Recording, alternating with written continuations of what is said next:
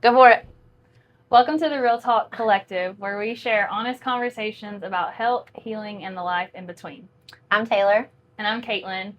And today, what are we talking about? How women overcomplicate their health. That's what we want to talk about. Awesome. So, yeah, we feel like we've got a lot of experience from doing things the wrong way. Yes. And what we've learned matters, what doesn't matter, and we're in alignment, with everything that we believe and have learned along the way. So, yeah, let's dive in. All right. So something that gets brought up a lot in, I'm assuming, client conversations as well, and also in our own lives, is these specifics in health trends and fads and things that are going on. And I think just with the influx of influencers and social media, there's just a lot that is just being fed to us, and that is just, I guess, overstimulating. And so it's really easy to kind of get drawn into those trends and fads and what is being advertised or perceived from socials. And so just because an influencer does it doesn't necessarily mean that it works for you.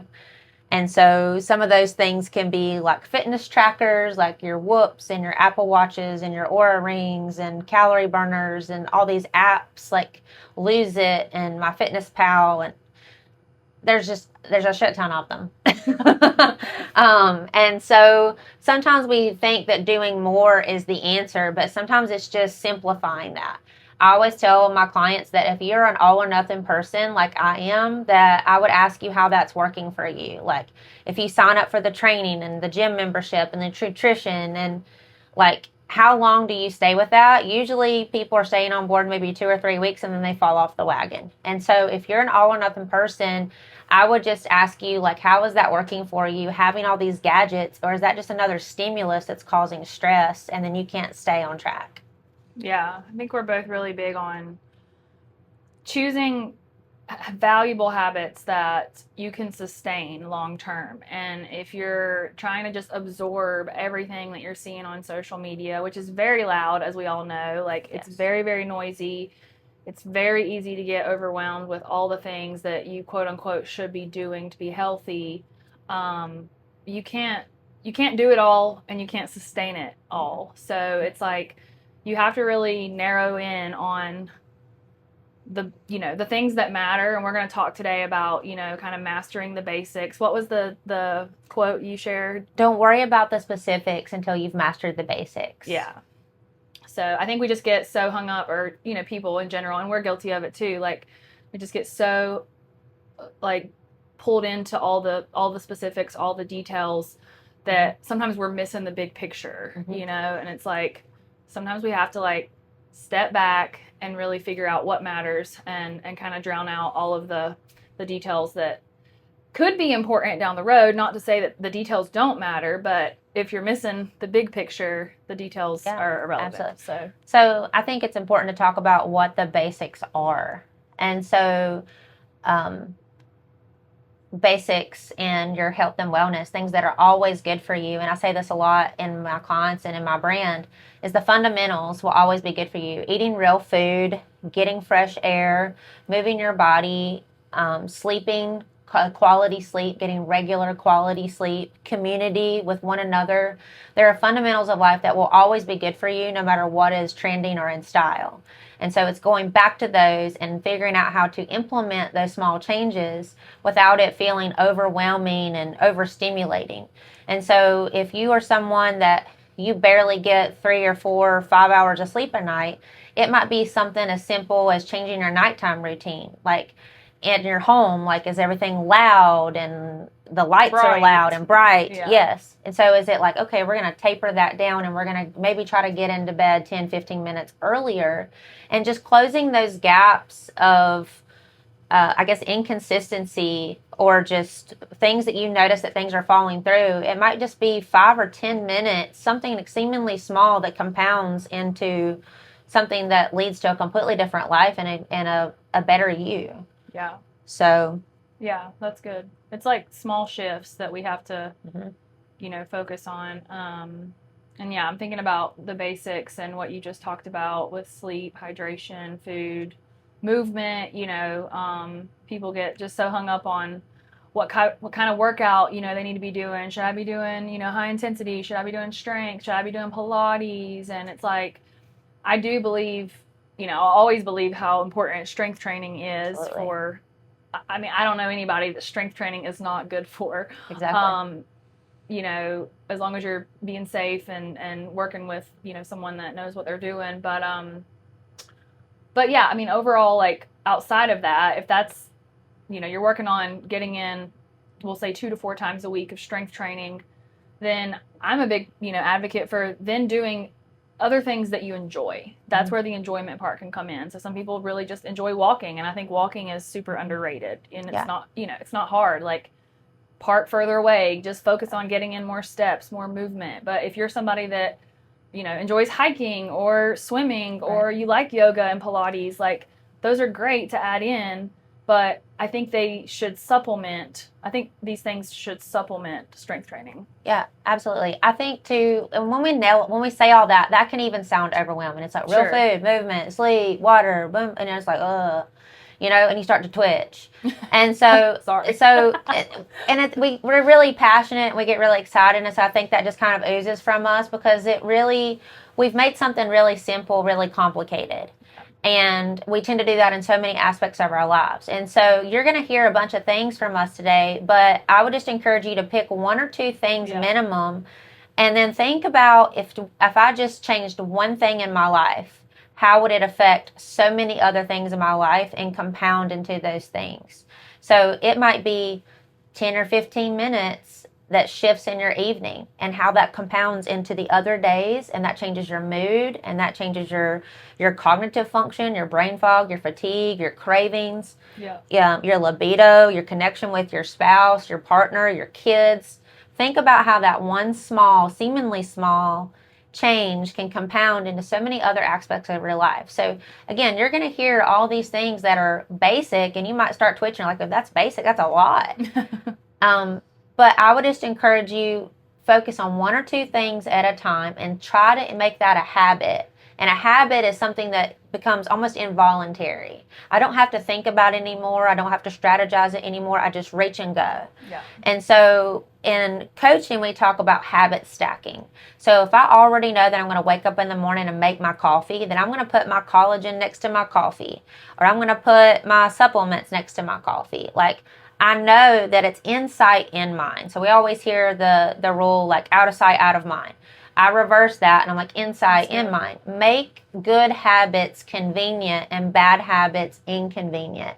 And I don't even like saying good or bad, but think about bad as like what is not serving you. If it's not serving you and improving the quality of your life, then you need to get rid of that. You need to minimize it or get rid of it and find ways to do that. So I'm not saying let's come in and do a whole house declutter or a whole soul declutter. Not yet. I'm saying, okay, what's a closet that maybe I haven't entered into in a while? A closet in my soul or in my mind that I'm just kind of hiding out and I'm putting on the back burner. I want you to go and open that closet and turn the light on and just sit with it for a second. And think about 1 or 2 things that you can implement right then and there that can change that for you. That it can change maybe the way you eat, the way you move, the way you communicate with other people, and watch it compound and manifest itself into so many other aspects of your life.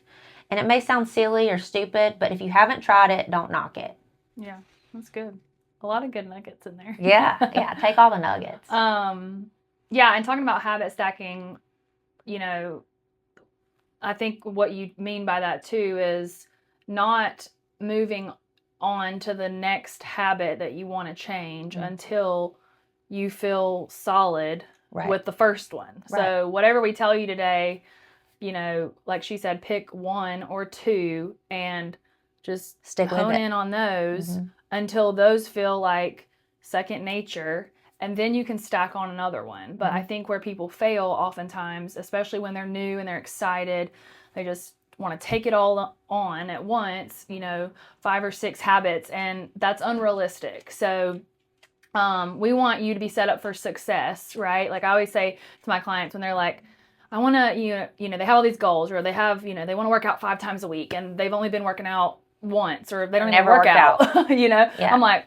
pump the brakes. Like, let's set you up for success and start. It doesn't mean that you're not capable of that, but let's start out realistic so that you can feel freaking good about yourself when you start doing the 1 or the 2 habits consistently. Yeah, it builds confidence with yourself and trust with yourself. When you go to, I say that all the time with my clients, is that I want you, of course, it's about building trust with one another in our relationships. I mean, that's our business, our relationship business.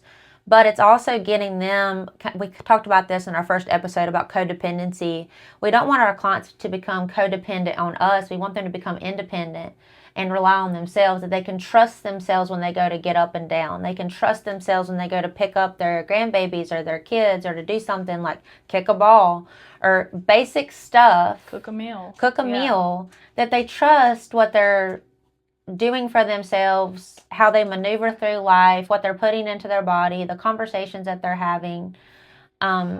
And it doesn't happen all at once. It happens in small increments, and it compounds into so many other aspects of their life. And so going back to the basics for you may look like, okay, I'm going to minimize how much we eat out. And the reality of that is, A, it's expensive to eat out. 2, there's a lot of stuff in our food and things that didn't used to be in our food. Like, I remember when I was a kid and you could have Doritos and Kool-Aid and you're cool.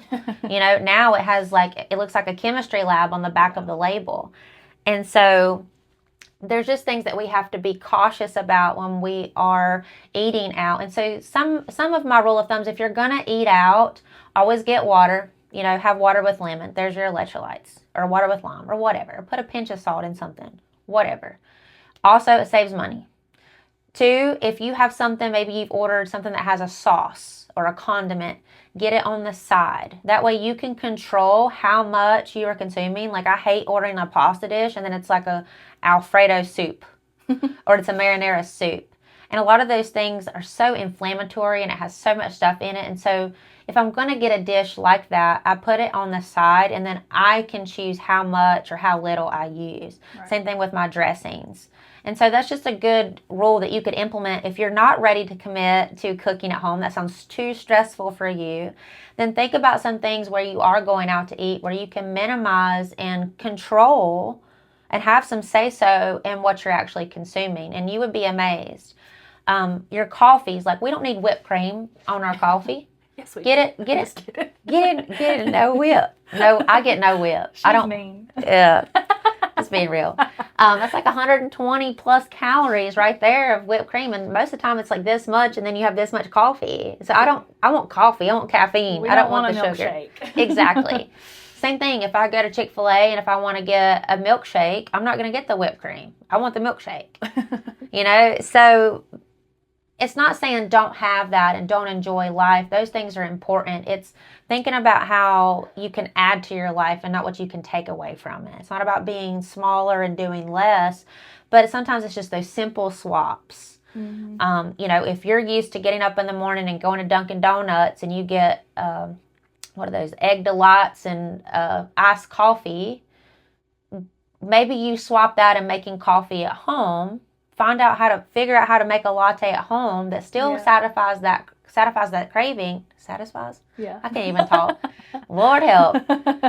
That craving. And then maybe at home you're not getting a egg delight. Maybe you make, or go ahead and pre-make like a egg and sausage muffin and you can grab and go. Yeah. Or a Greek yogurt and a banana. It's a grab and go. No prep time. Like, it's something. Yeah. But it's still better quality than you going and having something greasy that's been on God knows what, mixed with whatever kind of food. And who knows the last time they've cleaned the stove. So just saying. Or the oven, or whatever it is that they're making it in. It's mixed with so many other things and so many other oils, and it's cross-contaminated. So if I'm going to put that and introduce that into my gut, I really want to think about where that's been. And also, too, and I'm not harping on anybody, so don't take it as a personal attack. But think about, too, who's working in some of these places that are touching things or carrying things that are not using proper sanitation precautions like gloves and hair nets, and then most likely you're probably eating some of that. So just saying. Food for thought. Food for thought. Think twice before you eat out. Yeah. So there's just things kind of thinking ahead. Yeah. I'm not saying don't enjoy going out with friends and hanging out with family and those things. That's important. But also, sorry, Hank is in here, and I'm scared that he's gonna. Hank wants to be in the podcast. Hank wants y'all. to be in the podcast. Hank is my hound dog, and if you know me, he is on everything. He is my sweet boy, but he is trying He's to. our mascot. He's our mascot. He's trying to. But I say all that, it's not a means to not live your life. You know, food brings so many people together. Holidays, funerals, birthdays, weddings, and those types of things. And so it's just a means of being more, what am I trying to say? Cognizant. Yeah. And like, what are you relying on? Like these things, eating out, you know, there's a time and place for that. But is that your daily life? Is that what you are reliant on? Absolutely. And that adds up. I mean, it just adds up really quickly from like an inflammation perspective and the way that you feel and function, you know? So I think what we're saying is like, we're all about, you know, living in a balanced way, but on the day to day, like there has to be some kind of ownership of what we do and what we, you know, what we rely on ultimately. And I mean, relying on our fast food system or even our restaurants on a daily basis is it's going to be really hard to, I think, achieve maybe the level of health you're seeking if eating that out all the is time. your life. So, but if that's where you start, like I said, just there's conscious of things that you can do to minimize that and be aware of it. And I get we all live a very busy, fast-paced life, and so you know we live in a society of convenience. We want everything to be fast, but I sometimes pull that back a step, and I ask myself like how convenient that really is. We spend a lot of time waiting. I wait in line at the grocery store. I wait in line at the bank. I wait at the stop sign or the stoplight, and then you're also waiting in the drive-thru for food. So all that time that you spend waiting, there's some things that you can't get away from, obviously. Don't run a red light. Don't run a stop sign. But the time that I spend, that 15 minutes, 3-4 times a week, I could have condensed that into the hour that I won't ever get back and prepped ahead a little bit or went to the grocery store. Hang on, somebody's here. We're back. Small interruption. But yeah, I think about just all the time we spend waiting in lines and drive-thrus and those things, and how if I could just get that time back, that 15 minutes here, that 10 minutes there, whatever, and compound that in just a little bit of prep time, it just gives you a food for thought to think ahead a little bit. Yeah, I'm with you. And I think I loved what you said earlier about, what did you say? Making like the healthy things convenient and making the lesser healthy things inconvenient. Yep. Because that's, I mean, convenience is a choice, really. Like, it really is. We can decide that, okay, you know, fast food is the most convenient thing. Like, I'm just going to do that. Or we can decide I can take an hour on a Sunday and prep some things that are quick grab and go options for me so that I don't get in a pinch and have to then go to a fast food restaurant. And again, it doesn't mean you never go to a fast food restaurant, but maybe you are cutting back on that. Instead of doing the regular, you do the diet, or you take the whipped cream off, or you get sauce on the side, or instead of every day, you go twice a week instead of, 5 days a week. And understand too, it's not a means of restriction. Like, it's not a means to completely eliminate having these things. It's just again, think about ways you can add to your life. How is that serving you? Is the decisions that you're making on a daily basis, is that building the future and your health and the life that you want? And if it's not, then it's time to pivot and pull your cards back from the table. And while we're on a food topic, just one thing that maybe you're like, Caitlin Taylor, I don't struggle with fast food necessarily. I don't mind cooking at home, but I get really overwhelmed. This is what I hear a lot. I get really overwhelmed with what to make or, coming up with new recipes.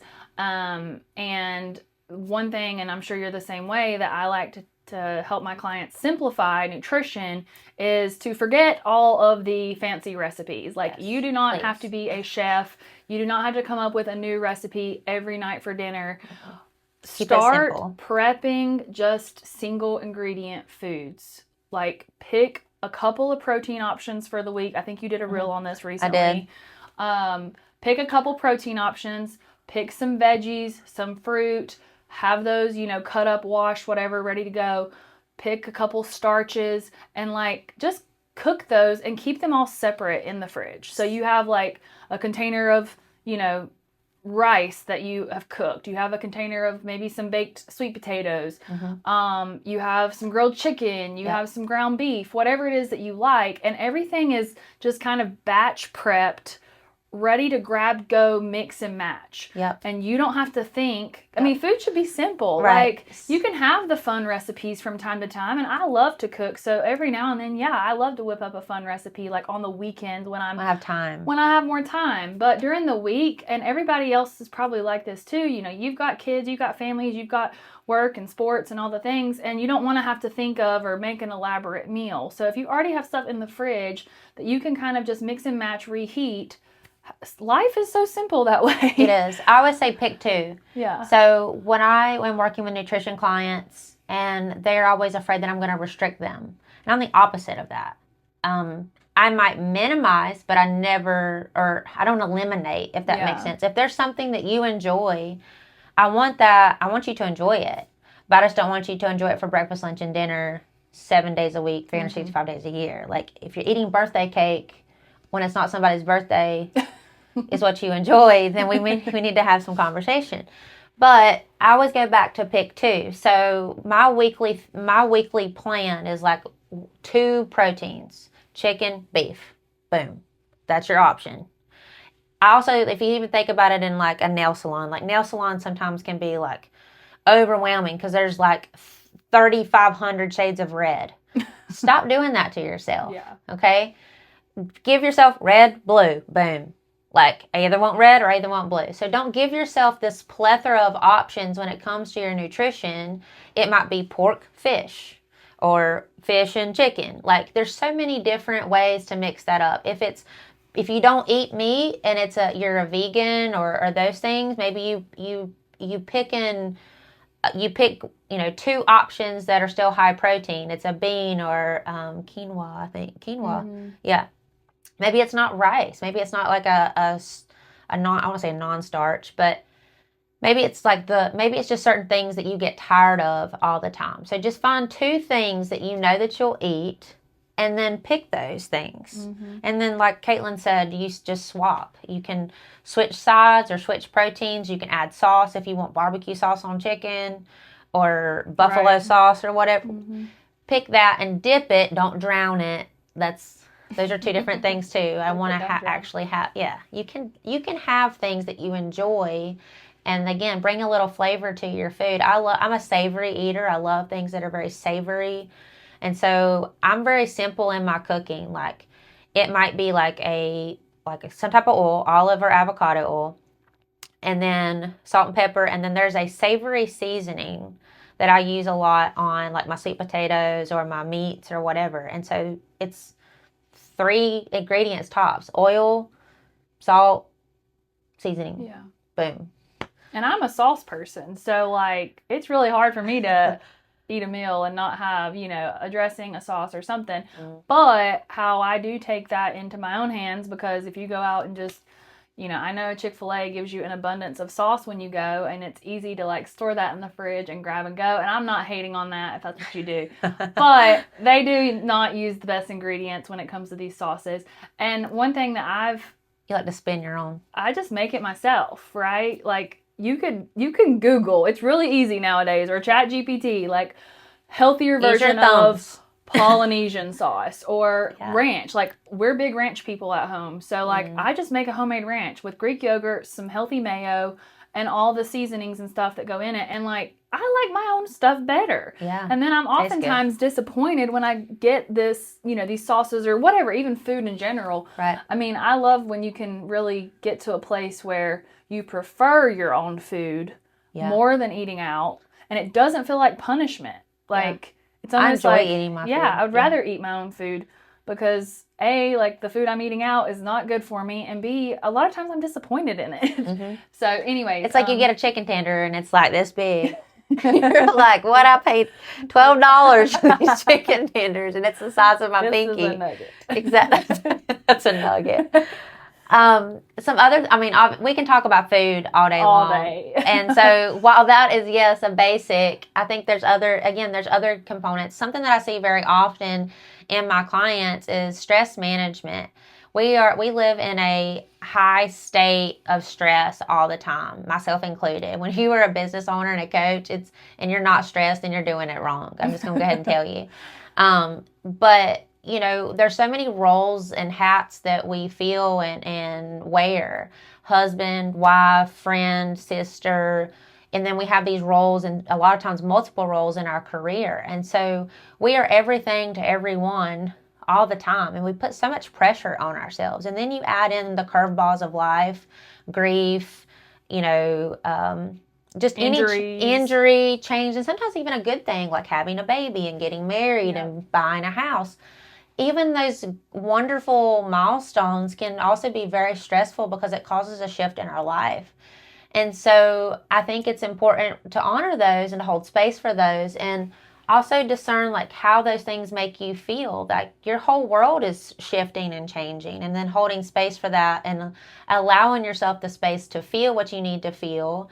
And then if it's a heated conversation because somebody's loading the truck the wrong way during the move or whatever, like maybe you take 5 and you go for a walk, or you go into the bathroom and you do, a minute of box breathing, and you let your head hang below your heart, and you just, what I call ragdoll hang, where you just, and you let your head drop. It's just simple things that don't take a whole lot of time, no commitment. You can do this anywhere you are, and it helps regulate your nervous system. Think about your environment, things that cause stress. Is it loud music, bright lights, a person maybe? Maybe they're gulping too loud in the cubicle next to you. And you're like, sir, I need you to slow that down. There's nuances and things, and there's some things we just got to suck up and deal with. But honestly, that comes with it from within. It's learning how to regulate ourselves instead of projecting that onto everybody else. It's not everybody else's fault. And I think that's kind of where we've kind of gotten into this society where there's so much hate and pain, is that we're projecting our pain out onto people. And really, I think anger and those things is a source of it. Really, the root of that is pain. We're going through so much and we've packed it down, and then the gasket blows, and then we just take it out on whoever's nearest or whatever we see. And so I just think it's really important to find 1 or 2 tools that you can begin implementing into your life that help you regulate and bring you out of fight or fight into a state of calm and collected. And it might be box breathing, it might be a ragdoll hang, it might be taking a walk, it might be phoning a friend. There's numerous resources that you can implement, and if it doesn't work, don't keep doing it. Do something else, replace it.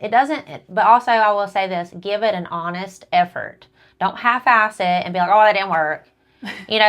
Give it a true effort, follow it through, try it for 2 to 3 weeks consistently, and then make the decision on whether that worked for you or not. And that just affects so many other aspects of our life. Yeah. And I think that compounds. Yeah. So. And I was thinking while you were talking, like, in order to do those things, in order to cope in a healthy way, I think we have to be reflective, not reactive. So, Boom. Asking yourself, am I taking a moment to reflect on whatever it is that's causing me stress, whatever is causing me to feel overstimulated, whatever is causing me to feel tension or anger. Like, before we react, reflect on it, and then choose an alternative, like you said, to kind of decompress or to reset your nervous system. But I think just learning to be, just like we say with, nutrition and workouts and things, like learning to be in tune with our body from a stress perspective is the only way that we manage it better. Absolutely. So, yeah, that was kind of my thoughts as you were talking. And then one thing I think is big for clients or people in general when it comes to stress management is like loving yourself enough to have boundaries, and loving yourself enough to say no to things that don't serve you, or that maybe they do serve you, but like your plate's just full. We can speak to this because I think we're big. I literally just made a post. I said, it was boundaries are love with a backbone. I love that. Yeah. And I think that a big part of, especially when you have like a helping personality like we do, it's just really easy to say yes to everything and everybody, and to the point that you burn out. And we will probably have a whole nother episode on like burnout, but people get really, in over their heads from a stress perspective when they're just constantly saying yes. They don't know how to say no to people. They're too worried about, people pleasing and am I going to hurt someone's feelings? And I just think that I've had to learn over the years from a place of burnout that the best way I continue to take care of myself and love myself is to sometimes just have to pass on things, and it could be good things, right? It could be the social gathering or the family that's guilting you because they haven't seen you in a while or whatever. I mean, I think you said this in a story one day, but it's like instead of it being a FOMO, like the fear of missing out, it becomes JOMO, the joy of missing out. Yep. That by me saying no, it's not that I'm missing out on anything. It's a means of restoration and a time for myself. Like I may say, no, I'm not available, and I go to a yoga class. My yoga class is a means for me to sit with my breath and sit in uncomfortable situations where I have to hold poses and work through my inner junk, so that when I come back to that person and I have to serve them in whatever capacity that I'm entrusted with, I can do that in a loving manner and do them a service instead of a disservice because I showed up for myself. Yeah. And working out for people, it becomes optional. Eating well becomes optional. Sleeping, we sacrifice those things instead of sacrificing the other things. So for me, what keeps me accountable is also blocking off those times in my schedule where, just like an appointment, if it's a hair appointment, lash appointment, meeting, Zoom call, whatever it is, that you block that off on your schedule. Like, okay, I have a 15-minute buffer, WALK, walk. I have a 30-minute buffer, reminding myself to eat. I might go eat/walk. The basics. The basics. And I'd put those reminders because to me it's insight in mind. When I look at my schedule, instead of me looking about all the people that I serve, it's like me. I'm like, I matter too. Exactly. Yeah. I can be like, okay, eat Taylor, walk Taylor, work out Taylor. Yeah. And it just helps me. And then also too, my staff can see that. Like Taylor is unavailable. She's doing this. Yep. There's things obviously that we compromise on, and there's a time for that. But if you're somebody that doesn't have that and you don't have a schedule, I think that that's something that you need to consider, is building that and blocking out time that is for you. And it doesn't need to be 2-3 hours. I think that's where, again, we overcomplicate things. It might be 5, 10, 15 minutes. And I'm sure everyone, no matter what role you have, you can find 5, 10, 15 minutes during your day to show up for yourself. So, yeah. I mean, I'm guilty of that. I will think to myself sometimes, well, I don't have an hour and a half, so I can't work out, and I'm like, correct that, Caitlin. Like, you've got 30 minutes, okay? Like, you can do a lot in 30 minutes, right? And so, I mean, and sometimes that goes back to that all or nothing mindset. Yeah. I mean, sometimes people look at me funky, like when I come to the front desk at Southside and I'm in and out in 25 minutes, and they're like, well, she didn't do nothing. Yeah. And I'm like, you have no idea. I accomplished a lot. I did 4 sets of 10. Yeah. I'm in and out or whatever. And so sometimes I can just do a circuit style workout where I superset, means you go between one exercise to the other in a circuit form. and I get it in. And you still feel good after. And I still feel good. Well, I feel better than if I hadn't done anything. Yep. I could have sat on my tail and scrolled my phone for 25 minutes, or I could have, done a workout. So I say all that to say, like, find gaps in your day. I literally made a post about this. It's like I showed up 20 minutes early for an appointment one day, and I got out of my car and I walked, and I made content. I posted it. I just have gotten... And you exercised your dog. And I exercised my dog. He got zapped by the fence, the horse fence, gosh. Though. He found out real quick. But I say that to say that, like, yes, we all lead busy lives. We can find a multitude of excuses as to why we can't do what we want to do or whatever. But honestly, I'm going to flip that, and that's not anybody's fault but your own.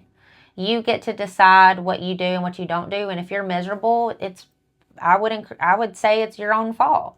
It's not setting boundaries. It's saying yes to everything. It's you putting yourself last. Putting yourself last, not blocking off that time, choosing these behaviors that have consistently not served you, that has put you in a place of discontentment, pain, injury, unhealth, whatever that is. And so I would encourage you that if you're listening to this right now, that you just feel hugged and you're like, you know what? It's time. It is more than time to show up for myself.